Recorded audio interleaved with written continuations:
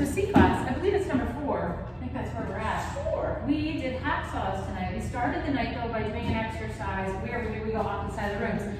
We did kick steps and then steps. So we did 1, 2, 3, 4, 5, 6, 7, and walk, walk, walk, walk. We talked about staying forward when we do those. We also just talked about stepping down when we're walking on that 1, 3, 5, 7. We realized last week there were some folks when we were doing some of these exercises, they were hesitating to put down their foot. So like 1, 2, you know. So instead, just being really bold about putting down that foot when you are just walking as opposed to kick stepping. And that's going to help, especially for leads, telling your follow where you're moving when we do another thing. Then we practiced hacksaws, we practiced the movement of hacksaws again, and we did it, maybe we just jumped ahead a couple steps there. We did it facing a partner. Okay, we go this way first. So we did, I'm going to do on the 8 count. Sure, 5, 6, 7. We did 1, 2, 3, 4, 5, 6, 7, 2, 2, 3, 4, 5, 6, 7, 3. Talked about a few different things here.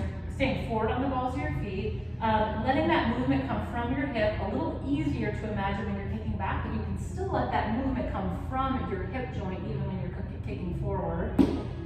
Leaning, so you're not only are you over that foot, you're also leaning a little bit to the side, because as leads we really want to keep our follows on that foot until we're done, and then we're clearly stepping.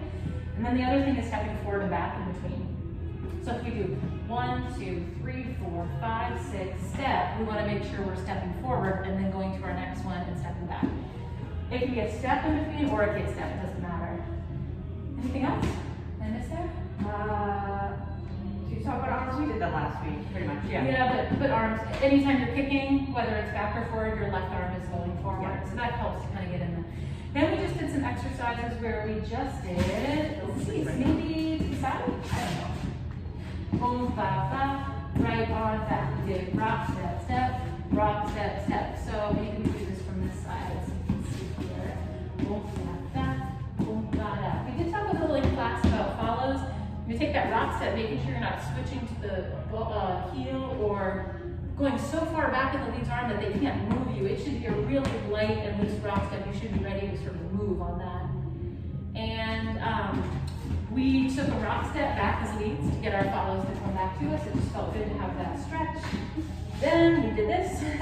Then we went into, from here, we just went into facing 1920s Orthodox Charleston. And we walked it. So we walked, then we paused. Then we walked, then we paused. And this was a fun exercise. And then we went back to side by side. That's a good one to practice, just those weight shifts and moving with it. Then we did put in our hacksaws. So then we did boom, bop, bop. You can start into, oh, sorry, that's okay, 20s or 30s, and then when you're ready, you can do your hacksaws. Then you can get back side by side. And one thing we realized is after class, we were seeing some follows not step back and take a rock step to get back into the basic. And what we think is going on there is, for example, let's do, where was it? So for here, boom, ba, ba, follows. If you don't wait for it, and if Jen just started into a hacksaw here, and I want to get out of it, she's gonna, you show what follows are doing? This is the back. Yeah, so follows were kicking when some of these were trying to rock step them. So instead, if we start on this leg, boom, ba, ba, wait for it. They might be rock stepping you to bring you back into close. We'll talk about that next week, but that was something we realized after class. Then we did our fancy move. Fancy move looked like this. This was stolen from Laura Glaze and Bobby Boyd's Instagram stories a few weeks ago. And we liked it, and so we showed it. So it looked like this.